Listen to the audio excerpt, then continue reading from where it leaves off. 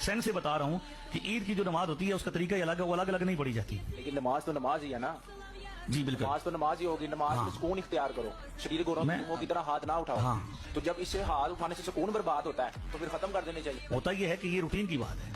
जी मैं अगर कहूँ कि रूटीन की जो नमाज थी वो वितर की नमाज थी, तो आप साबित करेंगे। तो आप साबित। जी मर्जी साहब कैसे हैं आप? ठीक है, उम्मीद है कि आपका सारा सिस्टम टाइट चल रहा होगा। अच्छा मर्जी साहब, एक बात ये बताइएगा कि क्या ये मुमकिन है? चले मुमकिन नहीं, कहते हैं कि कर ही लेते हैं। तो मर्जी साहब, मेरा आपको बड़ा बरादराना मशवरा है कि आप ऐसा करें कि कल से ईद की नमाज जो है ना हर फजर के वक्त पढ़ा करें। ठीक है, फजर का मज़ा भी आ जाएगा और रफ़ा यदैन करने का मज़ा भी आ जाएगा, क्योंकि बार बार रफ़ा यदैन करना है। सही है। और बल्कि ऐसा किया करें कि कभी कभार जो है ना वो जुम्मे की नमाज के वक्त भी, क्योंकि 2 रकात ही हैं, तो बेहतर ये है कि ईद की नमाज अदा कर लिया करें। रफ़ा यदैन का रफ़ा यदैन, नमाज की नमाज हो जाएगी।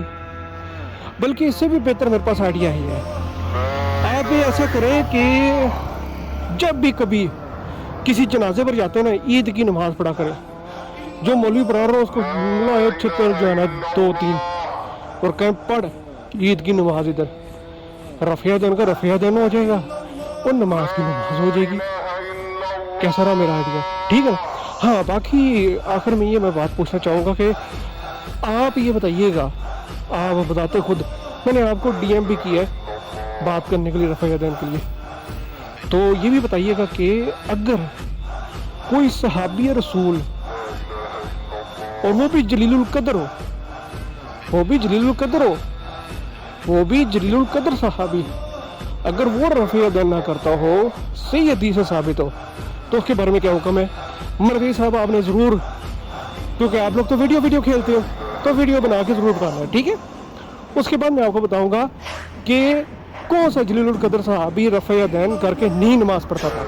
ठीक है ना, और वो भी सनद सही के साथ।